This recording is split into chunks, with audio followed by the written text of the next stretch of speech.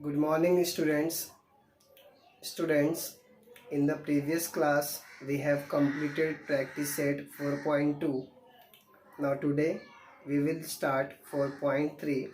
And before starting practice set 4.3, we should know some properties of equal ratios. So let us study some properties of equal ratios, that is invertendo, alternando, dividendo, componendo, and last one is componendo dividendo. So let us see what these terms are and what are these properties. Okay, so let us see our first video of this. So our today's topic is how to apply these properties of equal ratios. First, students, let us learn what are the properties. Okay, so our first property is invertendo. Invertendo means what? You have to reverse the ratio. So let us see what is the meaning of this. Suppose you are given that A upon B is equal to C upon D, and then if you apply this ratio, that is invertendo, that means you have to reverse the ratio. That is, you are going to get B upon A is equal to D upon C. Okay, so remember, whenever you are doing invertendo, in that case you have to reverse the ratio.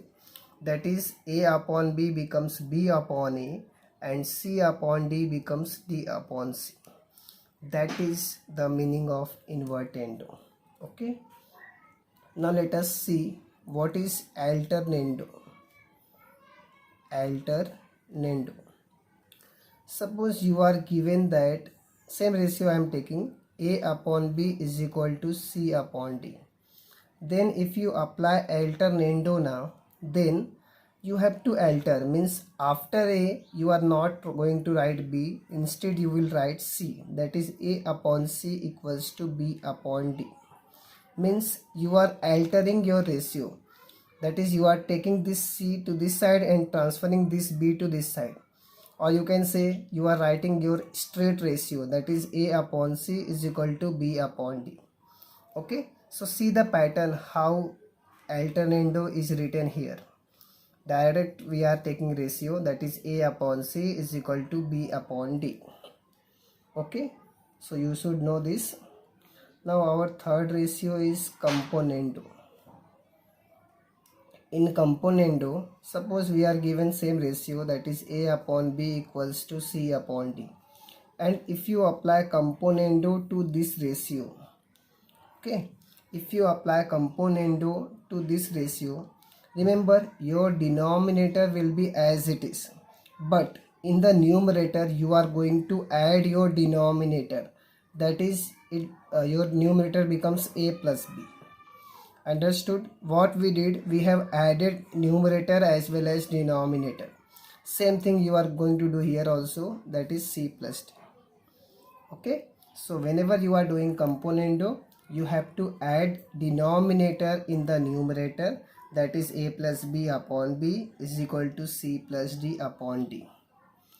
And in case of dividendo, same thing you are going to do, but instead of adding you are going to do subtraction. So see here, if A upon B equals to C upon D, then if you do dividendo now, you have to subtract. It means A minus B upon B equals to C minus D upon D. Okay, so whenever you are doing componendo, add denominator, and whenever you are doing dividendo, you have to subtract your denominator. Okay, then your last property is componendo dividendo. Componendo dividendo together we are going to do in this.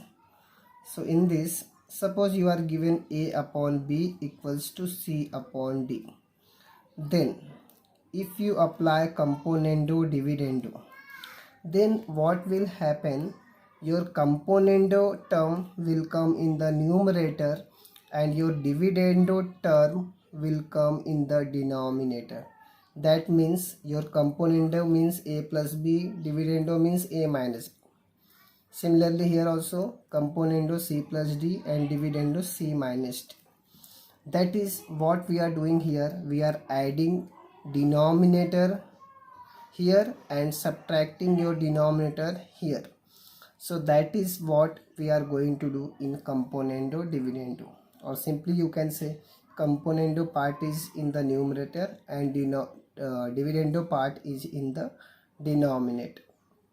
So students, you all should know these 5 properties properly and how to apply these.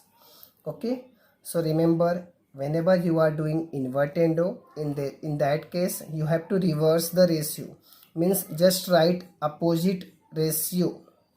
Okay, and whenever you are applying alternando, in that case you have to take direct ratio, that is a upon c equals to b upon d. In componendo, add denominator to the numerator. In dividendo, subtract your denominator. And in componendo dividendo, your componendo part is in numerator and dividendo part is in the denominator. So these 5 properties you should know properly. Then only we are going to start our exercise. So students, first you are going to learn these 5 properties. Okay, now let us start practice set 4.3. Okay, so let us see. Okay students, you can see first question I have written here. Your first question is, you are given that a upon b is equal to 7 upon 3. Okay, this is given to you and you need to find out this 5a plus 3b upon 5a minus 3b. This you need to find out. Okay, and you are given that a upon b equals to 7 upon 3. Now you can see clearly that in numerator plus sign is there and in denominator minus sign is there and terms are same. So it is very much clear that we have to use componendo dividendo together. Okay, and also you can see the numbers. Before a 5 is there and before b 3 is there. That means here we need 5a and here we need 3b. So 5 upon 3, right? So you have to multiply by 5 upon 3 on both the sides. Okay, so let us see the solution. First thing is what we are given that a upon b equals to 7 upon 3. Now we have to multiplying by, see what we want. Before a we want 5, so 5 here, and before b 3, so 3 here, that means 5 upon 3. So multiplying by 5 upon 3 on both these sides. Okay, so let us do the multiplication of 5 upon 3 on both the sides. See, a upon b is already there and we are going to multiply by 5 upon 3. Similarly here 7 upon 3 is already there and we are multiplying by 5 upon 3. So we have multiplied by 5 upon 3 on both the sides. Let us see what we are getting here. This becomes 5a, this becomes 3b, sorry, and here you are going to get 7 5s are 35 and this is 3 into 3, so 9. Okay, now see, we have got 5a and 3b. Now we want plus minus, so we have to apply componendo dividendo. So by componendo dividendo, so if you apply this property, that is componendo dividendo here, let us see what we are getting. So what is componendo dividendo? You have to add denominator here. So 5a plus 3b and in the denominator 5a minus 3b. Okay, so add denominator to the numerator and here subtract denominator to the numerator. Similarly here 35 plus 9, 35 minus 9. Now if you do 35 plus 9, you are going to get 44. And if you do 35 minus 9, you are going to get 26. Okay. and you can cancel this ratio by 2.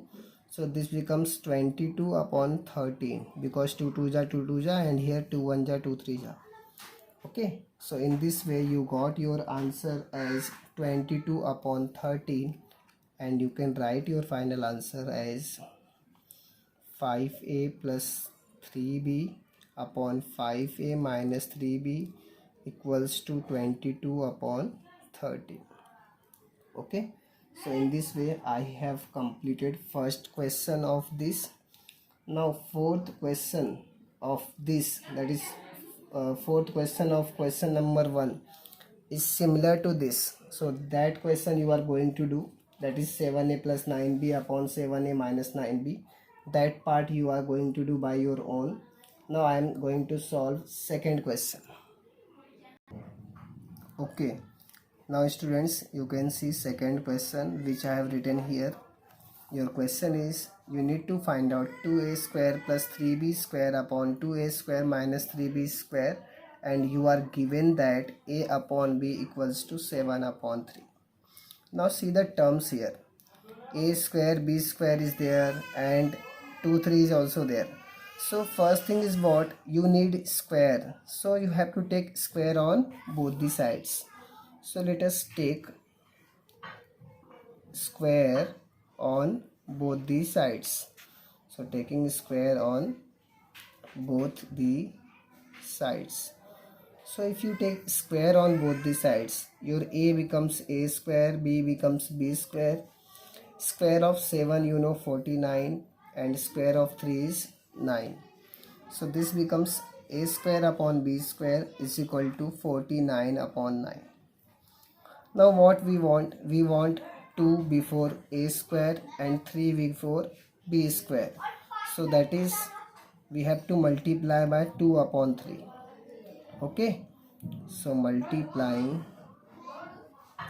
by 2 upon 3 on both the sides. 2 upon 3 on both the sides.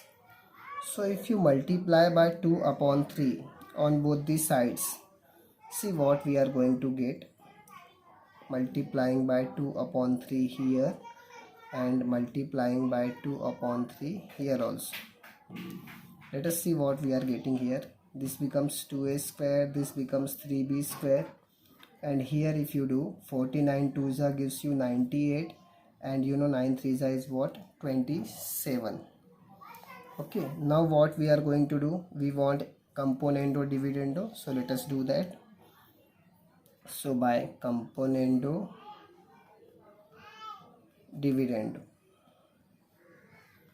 so let us see what we are going to get. Same thing we are doing.